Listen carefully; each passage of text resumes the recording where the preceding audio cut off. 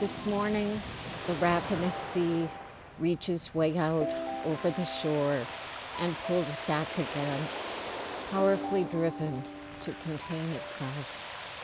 I hear the haul of water over 100,000 stones. Oh, the sound of longing.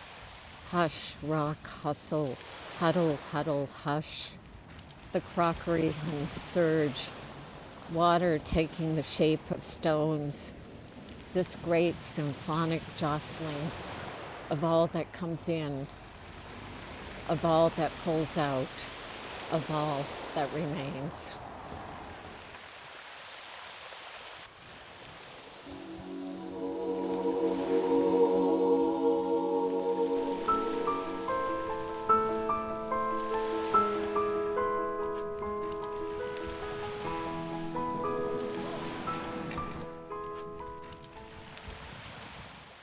My parents come from Palermo, Sicily. Yes, my father had a brother in Boston, and he told him to come to Boston. He went fishing, and the boat docked in Gloucester, and he fell in love with Gloucester.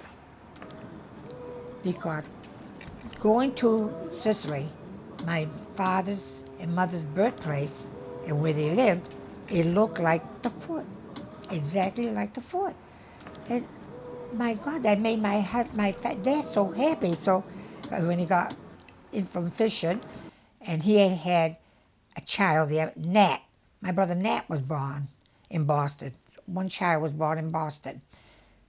Packed up the kids and everyone, and came to Gloucester. I'm from a family that my mom had 14 birds. I was the 11th child. The older one was this Vito. Oh, my sister Vincy, my Sammy, Joe, Tommy, Mary, and I was born there. I was born at 2 Fort Square, down the fort. I love the fort. 1928, March 19, 1928. I've had a wonderful, wonderful childhood down that fort.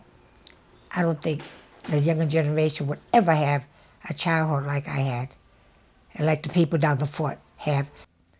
And we all played together, and we never, we didn't think we were poor. Well, they didn't stop having their children, because at that time, they didn't have television. So, oh, cheating, I'm terrible. That's going to be televised, oh my God. But that's the truth. We will go down Pavilion Beach. That was our playground. And our mothers knew that we will be safe at Pavilion Beach. Then when we feel that it's time for us to go home, we will go home and Mama will feed us. And I tell you, it was just a great, consider it. We were so poor, and we didn't know we were poor. We were happy.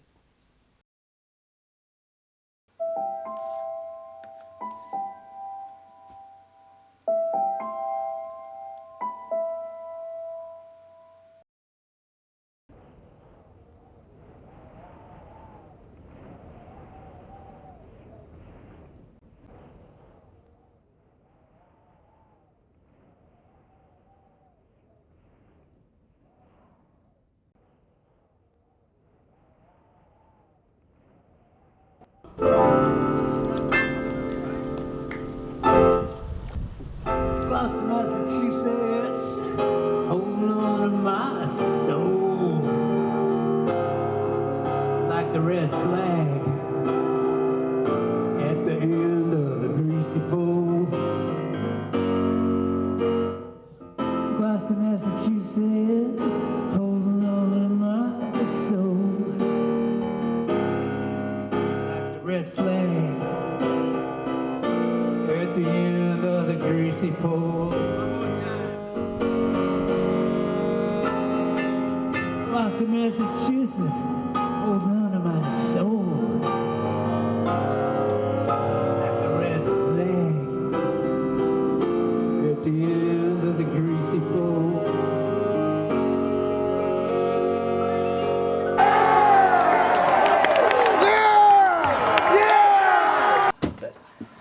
preacher.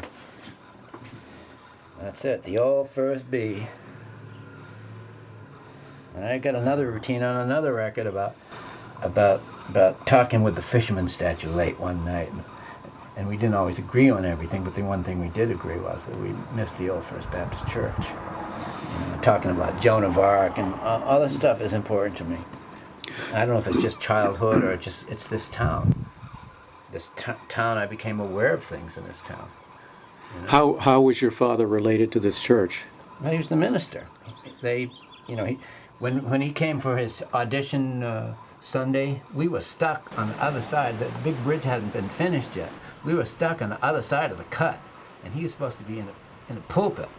So he was a little bit late for that one, for his audition. But, it's Gloucester.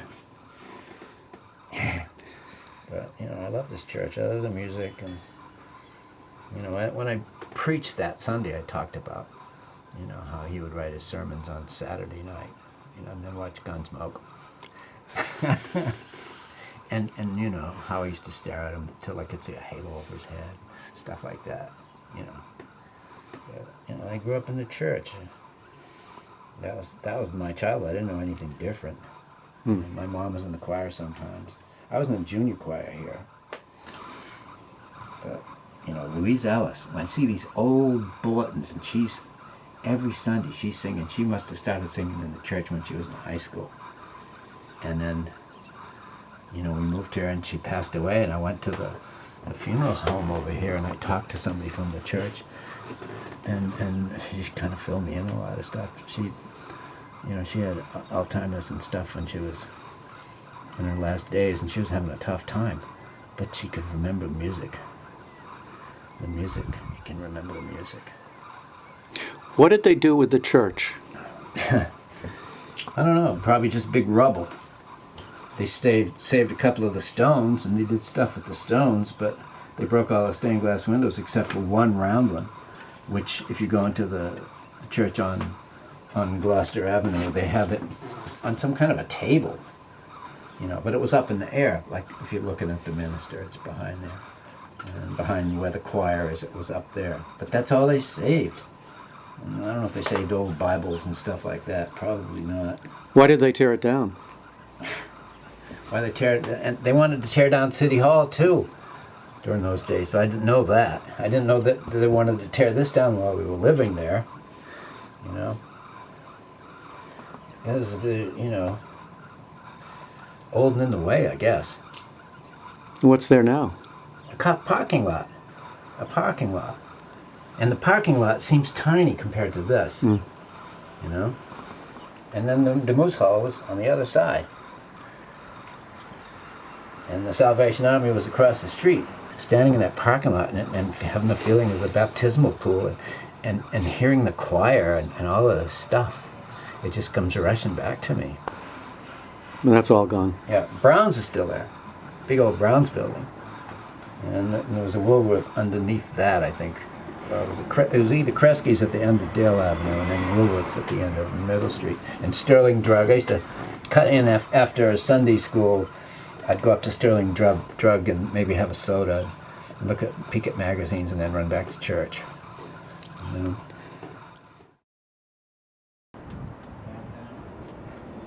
It's funny. When I went to go, my mission was just don't get hurt. Like, I knew. I mean, there have been serious injuries out there, and now I just figured I would take 2 steps, fall off, be done. Just wanted to be able to hear my grandfather's voice across that beach. And then I got consumed by the real spirit of it. I mean, it's a weird thing to say, because it's so irreverent, right? It's guys in drag and guys in Halloween costumes. I mean, the one guy who was like organizing the whole thing, was calling off the names of the list, is in a mini skirt with a blonde wig, right? And everybody's just listening, like, all right, yeah, whatever you say. And it was nobody at any, when you can stand in a mini skirt and a blonde wig, and be like, this hulking guy, and it doesn't diminish your authority or at one bit, that's a good day, man. But I remember, we put on our costumes, and there I am, dressed up as Captain America, And a cousin of mine is dressed up as Colonel Sanders, and then another cousin is dressed up as a chicken, you know, and so. Give me a shoulder. You got it, cuz. Let's go, cuz. Let's go, cuz. First and only time you need. There you go, cuz. There you go.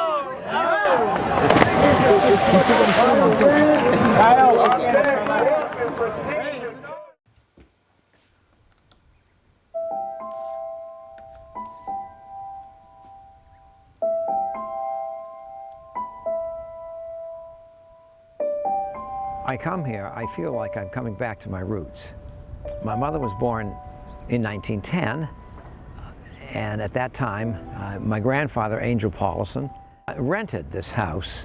It had been Fitzhugh Lane's house, Fitzhenry, now called, the painter. And Lane certainly was very much apprised of transcendentalism, that sense of there being a spiritual luminosity that appears in the poetry that's written at the time, and that it appears in Lane's paintings and appeared in no other paintings that were being done at the time. And so the art historians coined this term, beginning with Lane, of luminism.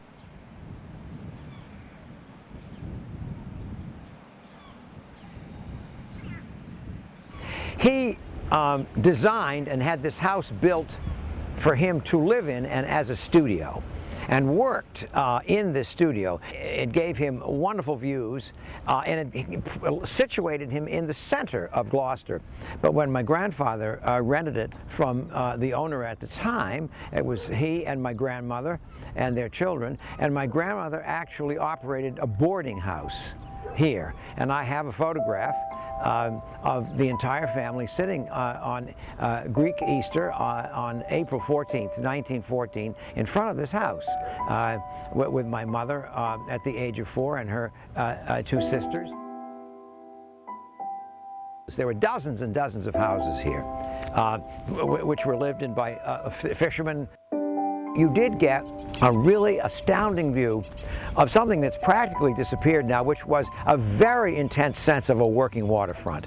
Because when urban renewal came to Gloucester in the late 50s and early 60s, pretty much the working part of this neighborhood and all of the infrastructure was taken down, along with all of the houses that surrounded the Fitzhenry Lane house, and a very intense, powerful, thriving, ethnically diverse neighborhood was destroyed by urban renewal. The poet Charles Olson called it renewal by destruction.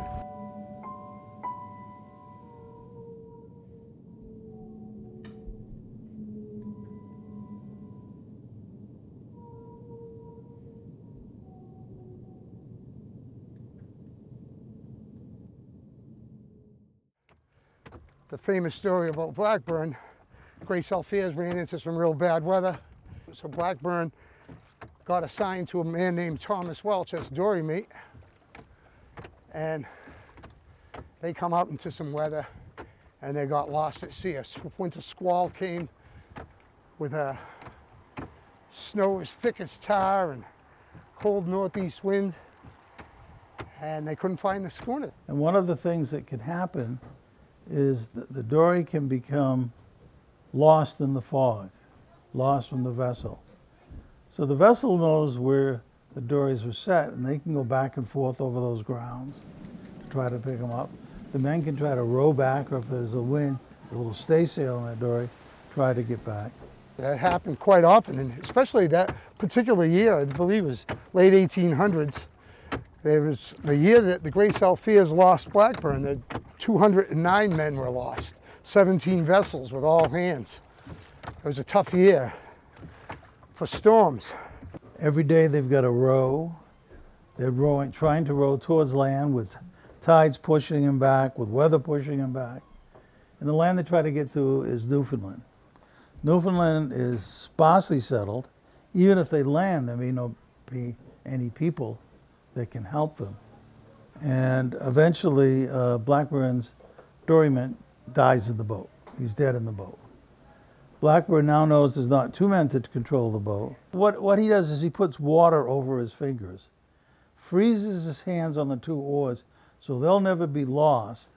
And so when and if he's awake, and he knows he may never awake again, he's able to row towards land. He started to realize he would lose his fingers, so he just froze his hands to the oars, literally curled his hands around the oars and just kept rowing. I mean, how many people could do that? Just put your hands on an oar and say, this is it, you know? Just going to keep rowing till I, you know? I mean, it seems them fishermen back then were pretty rugged guys. As he tired with exhaustion and fatigue, his oars would occasionally hit, and he could see a chip of flesh break off his finger or the side of his hand. And I think it took 4 or 5 days, and he ended up in Newfoundland, and a family brought him in. His dory mate had frozen the dory. And the boat half sunk. He pulled into a river, found an old abandoned, remember this is middle of the winter off of Newfoundland. Nobody goes very far, there's not a lot of activity. He found an old abandoned camp up a river. Local people eventually find him. They take him in. These are as poor people as you can imagine, have very little food, very little way to do, but they decide that he's still alive, and they bring him in. What he's going to do now is lose his fingers. They're going to freeze off. He lost all his fingers. He lost his thumbs to the first knuckle, and he lost several toes as well. I'm not sure what the process is when frostbite sets in and gangrene. They had to cut some away. I know there was flesh needed to be cut away to prevent spreading of frostbite to that extreme. But it was a long, very painful process. You know. He was in so much pain that he just wanted to die. Because when he started thawing out, and they really didn't know what to do for a frostbitten person back then, you know. So they just kept giving him hot towels to put on his, but I guess that's the worst thing you can do. From what I hear, you're supposed to slowly warm them up with cold water. And just, you know. What happened to his fingers? They're probably still in Newfoundland. Rumor has it they buried Thomas Welch and Howard Blackburn's fingers in the same grave.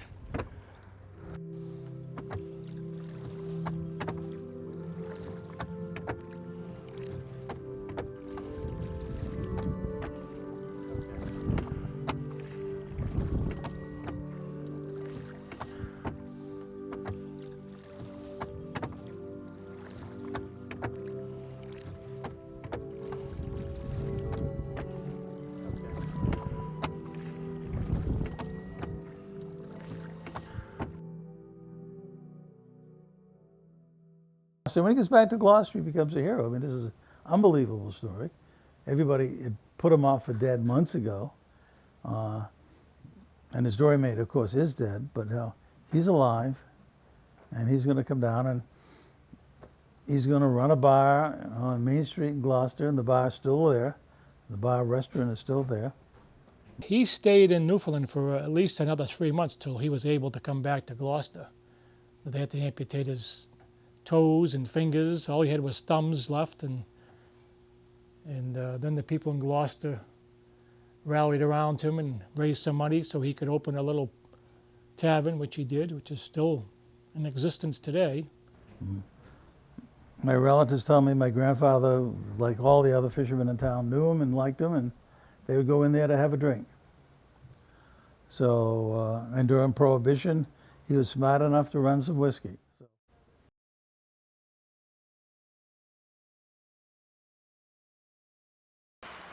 10 years ago, we had 200 boats in our commercial fleet. Now we're down to 60, and it's getting worse every day. And the worst part is, none of the younger kids want to go fishing. They're discouraged because of all the quotas and the restrictions that NOTO has placed. If you was a father of a kid growing up in the city and you was looking at what's going on, I don't think you'd try to convince your kid to go fishing. Tell them, go to college, get a degree, and go work for NOAA. You might as well be on the other side of the fence. You can't beat them, join them. The science, in my opinion, is a major problem. And the major problem is we don't believe that their science is correct. But under the law, we're screwed. They put in restrictions, but somehow or another, according to their science, our cod is not coming back, if you believe their science. I couldn't tell you in 4 or 5 years if we're going to have an abundance of haddock or cod. You know, the resource out there depends on a lot of things, not just the fishing. It's the weather, the temperature, the feed that they feed on. There's many, many things as to why maybe these fish are not here, not just overfishing. That's the big flounder I caught. That broke the record. Oh, I went to a weighing station and weighed that up. And they sent me this here, the state. Congratulations. Jeez. And that was the biggest flounder I ever caught in the harbor. Right off here. Right off here, right off the deck.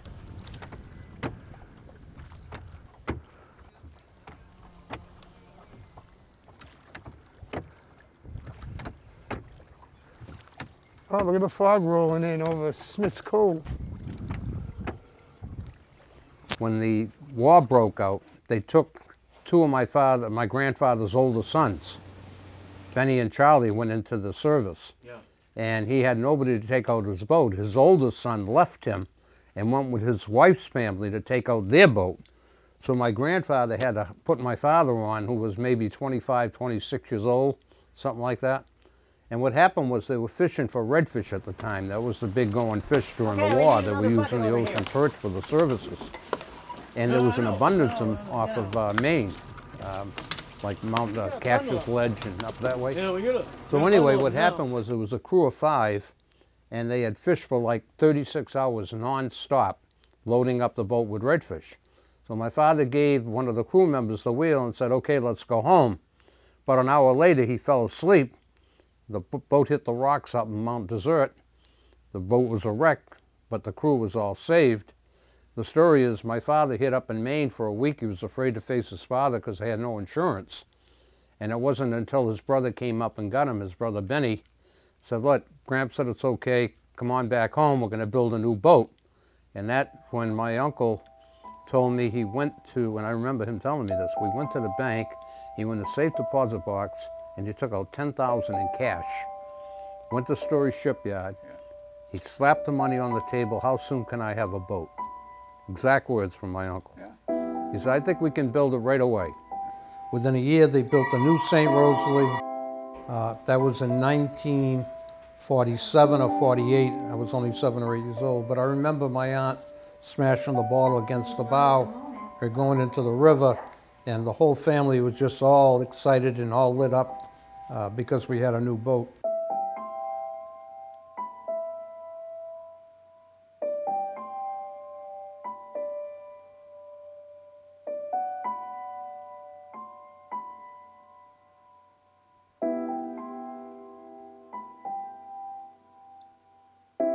My father ran that boat for quite a while before we sold it to the San Filipos somewhere in 1970-something, something like that.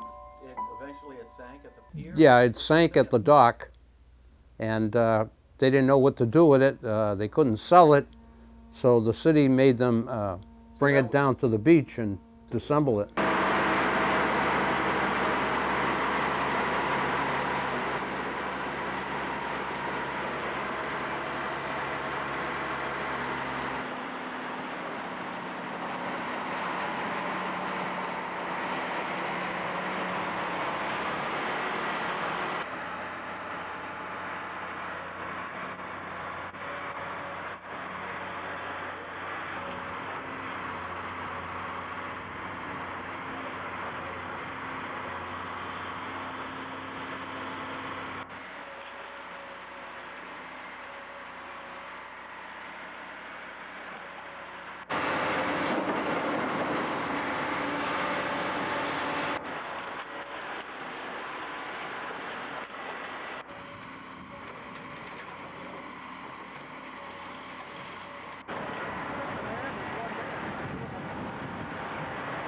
This was the last one that was built in Essex? Yeah, one of the last, yeah. According to the paper, 47, the last one built in Essex.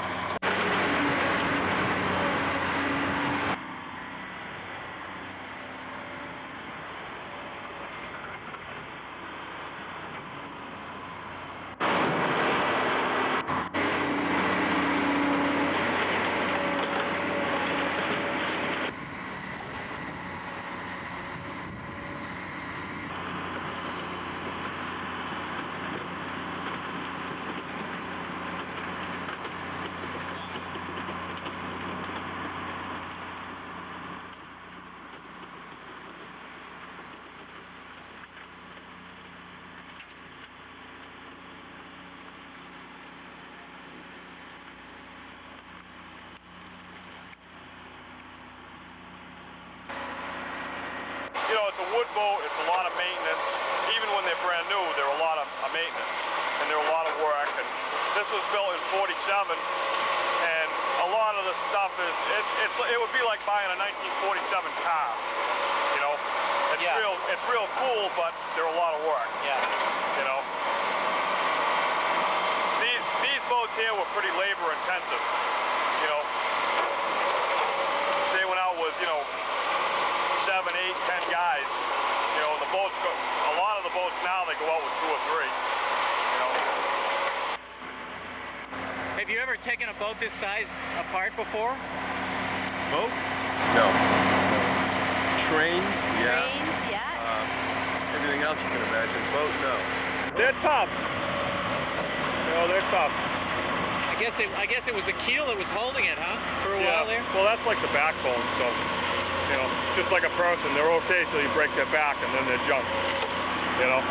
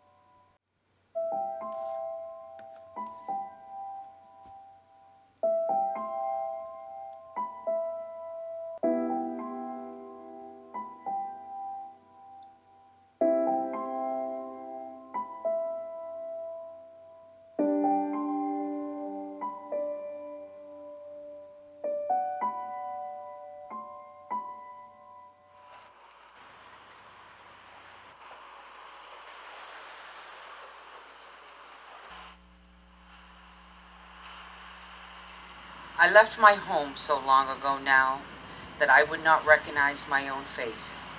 I constructed the boat of my life, and I set out into the open sea, waving to all of you who knew that the seas would give me everything I could handle and everything I could not. And yet they waved, and yet I set out into the open sea, into the boat of my life. Built from soul, crafted from heart, with the great innocence I pushed off into the open sea. I had been away from my home for so long that I would not recognize my own face. But I know at home, home remembers me.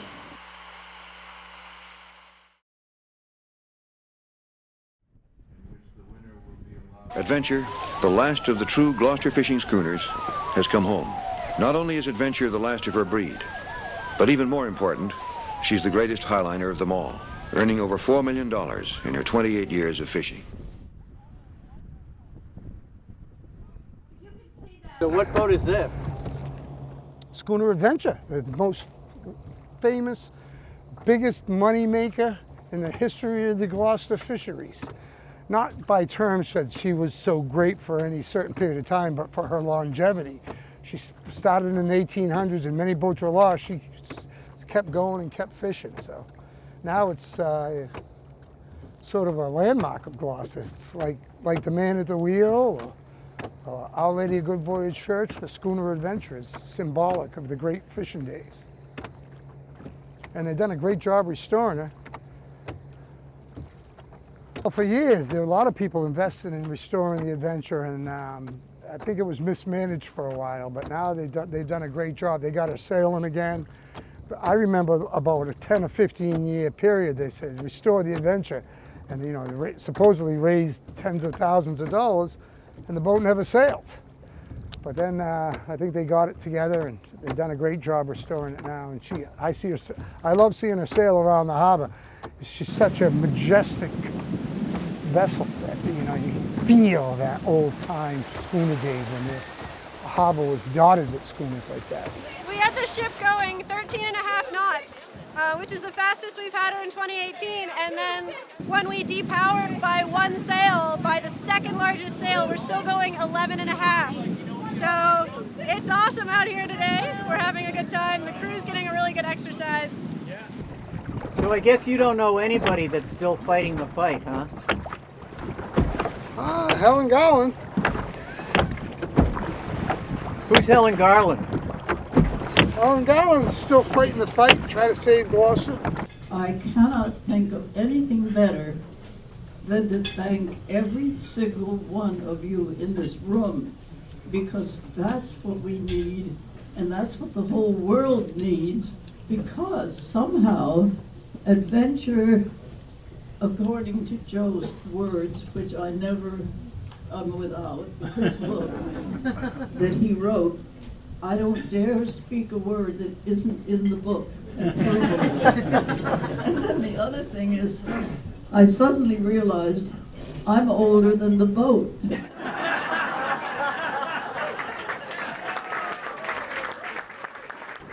The people that take over a community, they know it's a long-term battle, and they know they'll wear people down. They have the money and the resources to wear people down until they realize there's no sense in fighting anymore. Everybody gets tired of banging their head against the wall.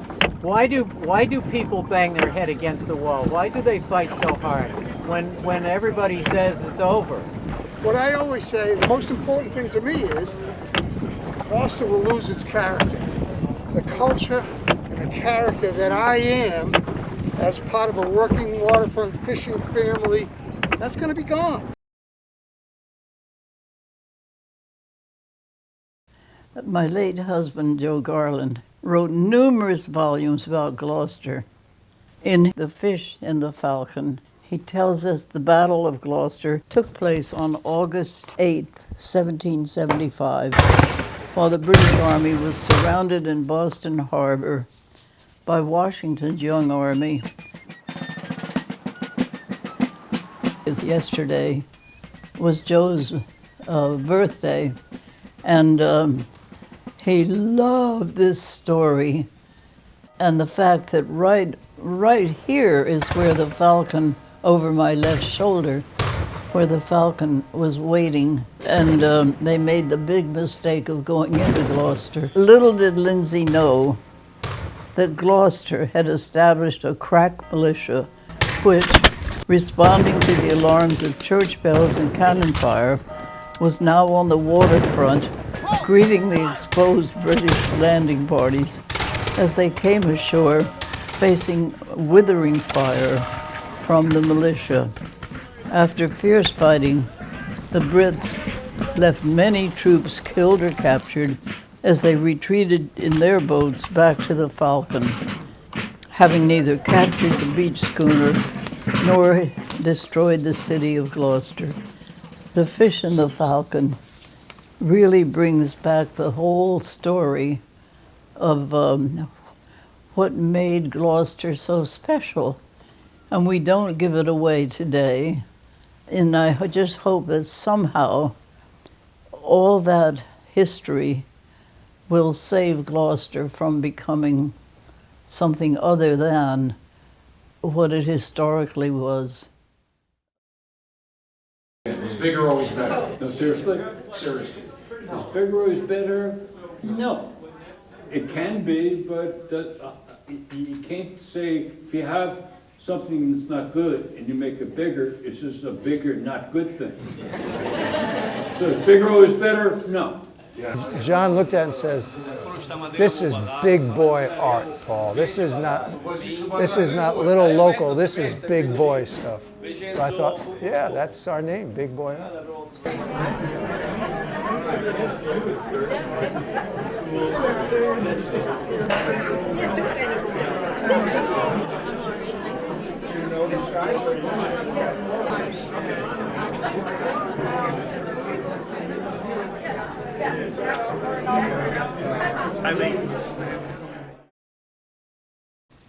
The impression I get about this piece, it's just one of the most beautiful pieces of art I've ever seen.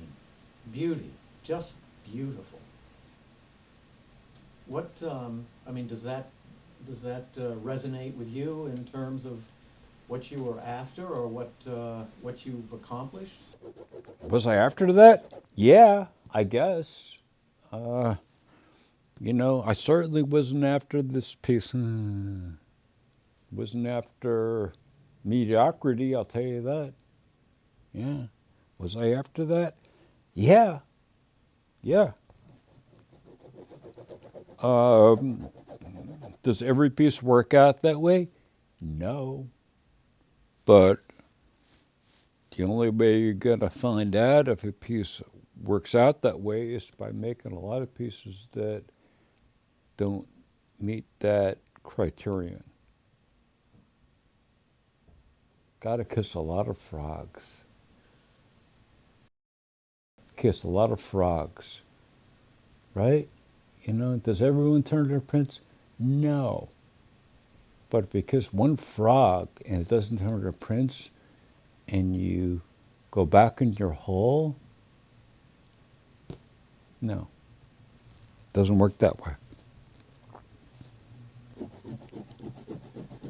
John carries a lot. He has to live with a lot of suffering and physical difficulties, psychological difficulties. I mean, I'm amazed at how well he maintains a friendliness and an openness and an enthusiasm for life, given what he contends with in terms of his vision. He sees double vision. It's hard for him to know what's the real object and what's not. This is a political piece of art on one level. Like, yeah, it engaged you in the conversation about what's happening in Gloucester, what's going on with the fishing industry, and the no regulations, and warming of the oceans, and depleting fish stocks. But I find that I don't like propaganda. I don't like telling people what to think. You want to, you know, and I think on one level, everything is political. You know, I was taking the bus, and the bus driver was a fisherman, but now he's a bus driver, and we pull up, and he looks at the water, and he says, "Man, this town used to be fishing industry used to be like, you know, fishing has gone the way of the dinosaur in Gloucester."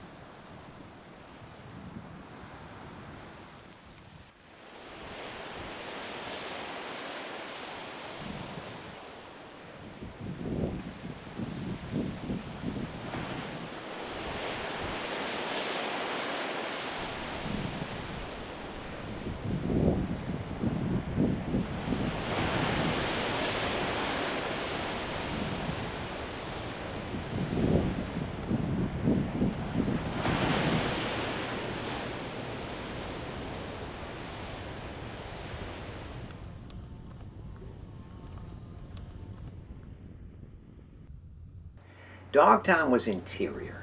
It was the interior of Gloucester. It was the prehistory of Gloucester. It was the unconscious of Gloucester. And in Dogtown, Olson saw the origins of the world. He went back to the very core of Greek mythology in Dogtown.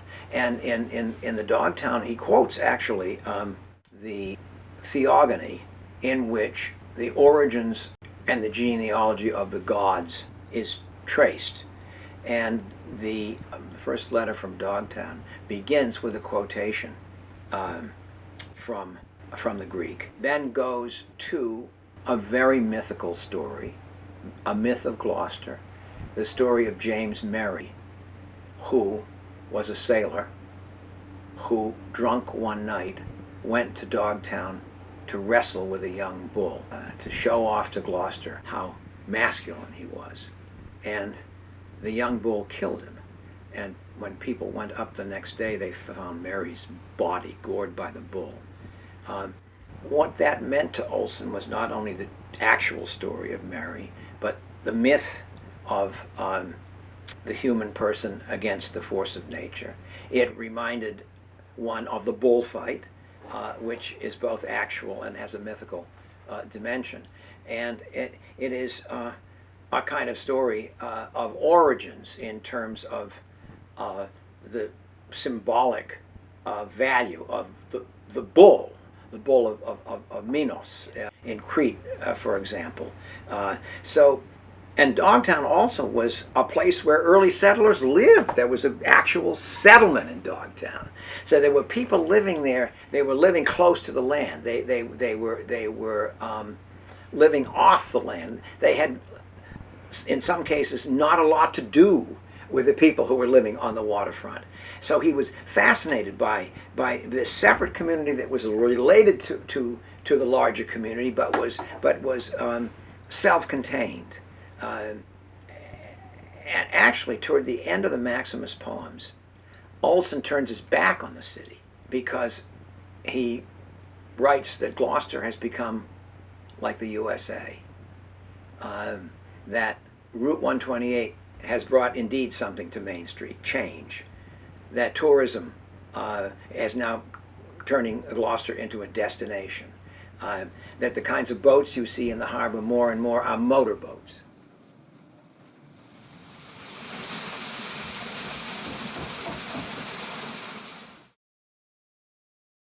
There simply is no such thing as a quarry in the natural world or the natural landscape.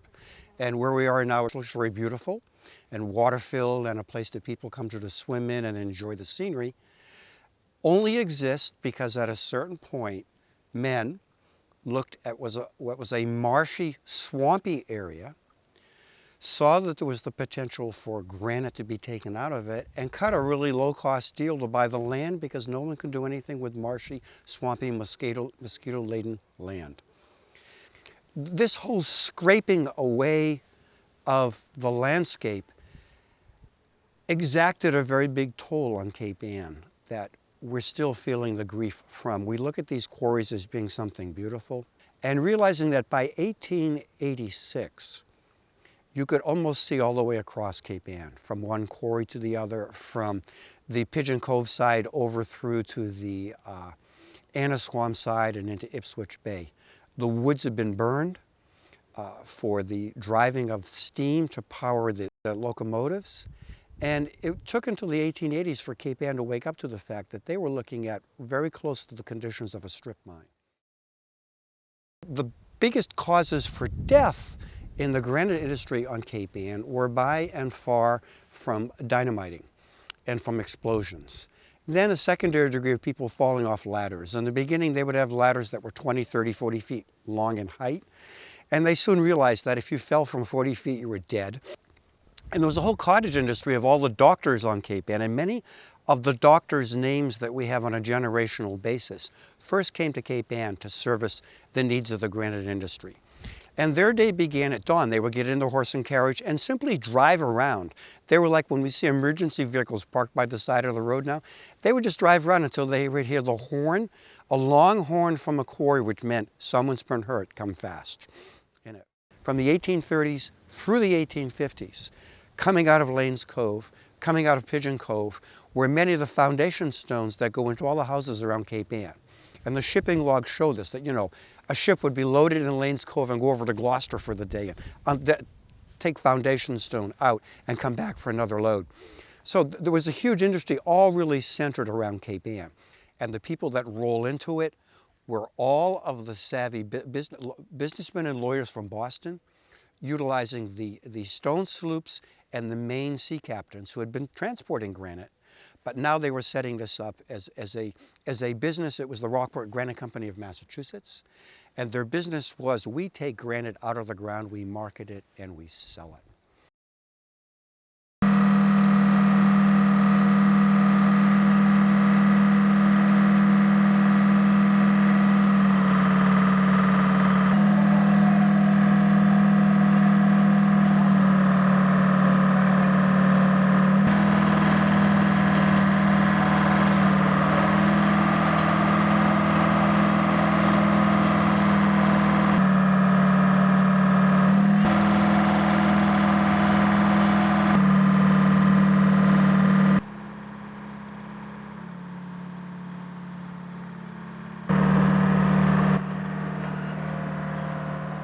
I went to college after high school, not because I knew what I wanted to do, but I got exceptionally good grades and I got a scholarship.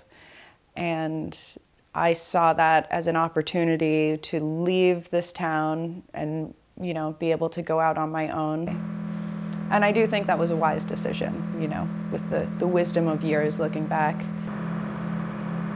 If I was underneath the burden of, you know, $80,000 of debt, I would definitely regret it. I have a number of friends who have to make very important life decisions based on the fact that they owe so much money.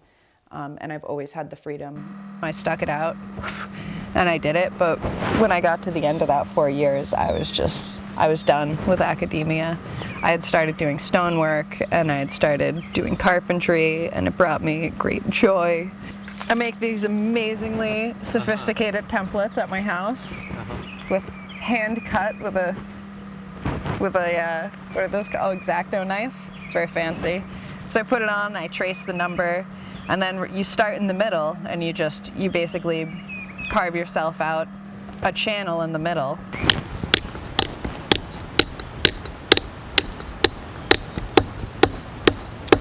You could also probably come back at some time, like I'm gonna paint this and then I assume it's gonna be right here on the road, so you could always get, you know, like a finished product shot. And so with carving, you know, you never want to chip the surface, obviously.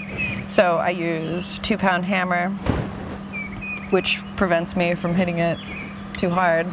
And I have little baby chisels. Yeah. And so, I mean, it's a world apart from, you know, like stone shaping, like you've seen me do at the quarry. That's like, it's a lot more like brute strength.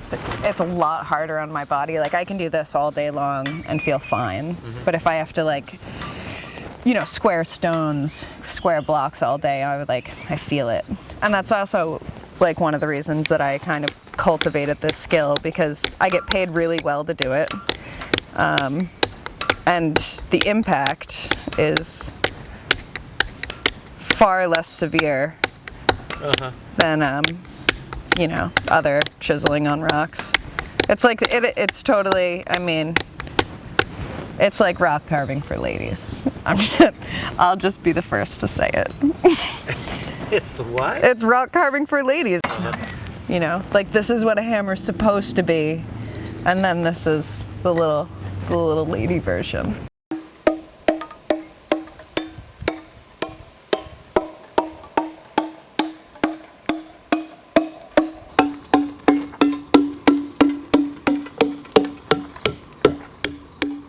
Done. Oh, you suck. Hey, do you think you've disappointed anyone by your choices? I think initially I did. You know, I think my mother, for example, probably thought that I was making some bad decisions, but my mother sees me now and she sees the work that I do, and she's like over the moon proud of me. You know, people from that era of my life, I think, are the only ones who would be disappointed. But I don't think anyone sees me that way if, you know, they see me separate from, you know, the big promise of, you know, graduating valedictorian and being really smart, you know. I mean, I still use my brain on a very regular basis. Do you? Yes. I try. I'll spread the word. No, don't tell anyone. It's better this way. It's my disguise.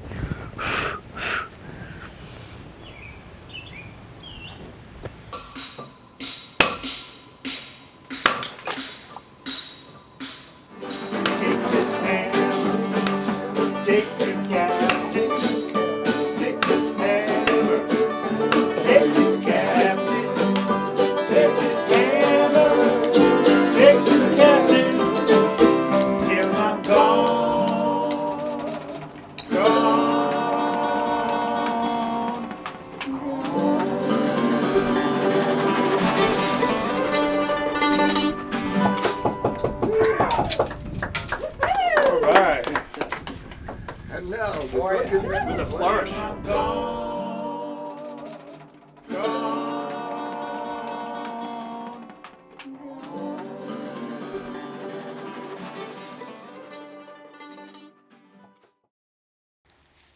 In 1931, the painter Marston Hartley was having a really difficult time. He was 54 years old and he had fallen on really bad health. He spent the winter in New York. He got very, very sick, and then he got the award of a Guggenheim grant to paint in Mexico. This really lifted his spirits, and he decided to prepare for painting in Mexico to come here, to Dogtown. In essence, he staked his entire creative recovery on this jumble of rocks right here. This is one of the areas where I think he painted a work titled In the Moraine, Dogtown. When Hartley did arrive in Gloucester that summer, this is now 1931, he was still not well, but he worked up his strength and he walked about 5 miles a day up to these rocks. At the time, there weren't these woods. Dogtown was open. You could see the boulders, you could see the larger monoliths. He compared the landscape to Easter Island and Stonehenge, and he had really a creative and physical and spiritual rebirth here.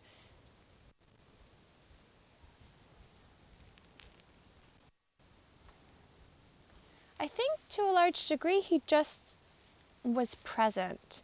He just was in this place and absorbed the spirit of it and its magic, the light, the rocks, and he really, I would say, he had this idea that he wanted to paint the livingness of appearances.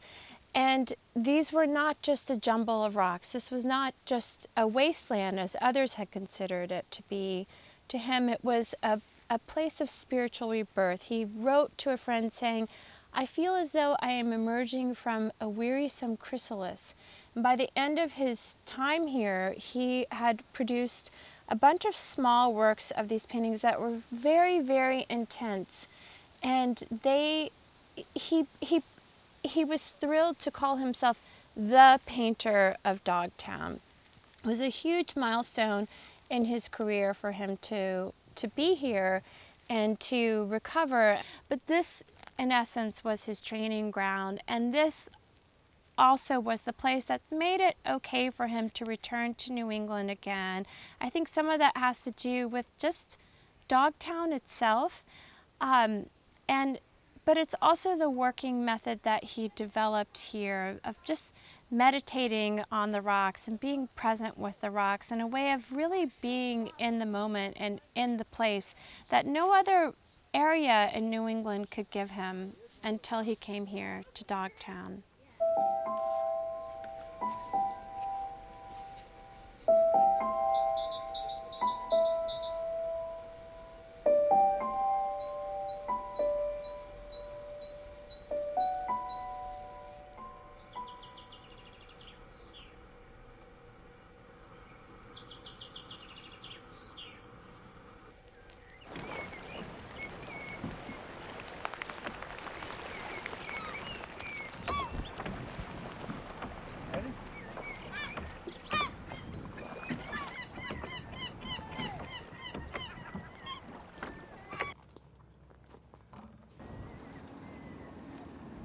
Yeah, they're coming back now.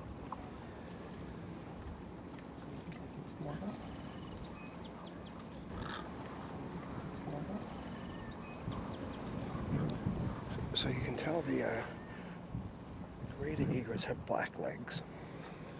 Uh-huh. That's great. Oh, no, heron right in there, see him? Yeah.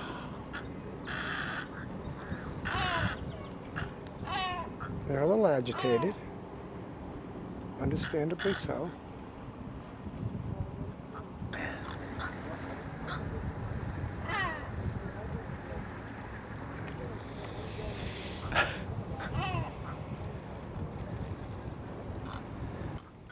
God, they're beautiful.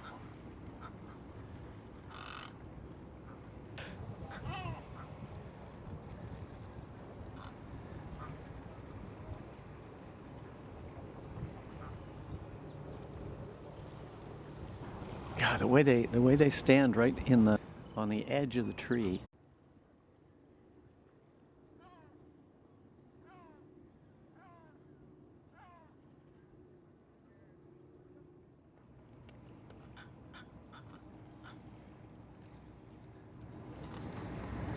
Part of what I like about coming out here, it's cute as hell, but you feel bad too. When you come out during the peak season, when they're all that size, you can walk on the other side and there's dozens of them all running for the water and they're bouncing down the rocks. They're fine, you know, they're built to have that cushion because they expect they're going to bounce around a little. Yeah. But you feel bad for them, as you'll see.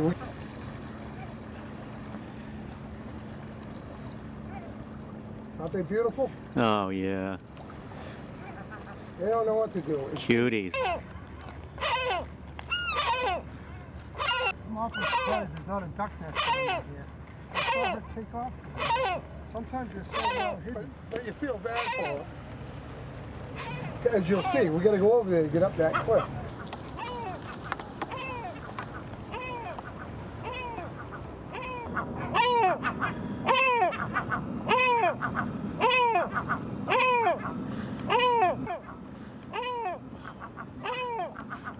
I was hoping they would dive bomb. Ow! You all right? Jesus. Sorry, I didn't know I was going to get you. I would have warned you. I'm bleeding. What? You got blood all over you. Has this bleeding stopped, you think? You got me. See? You got me.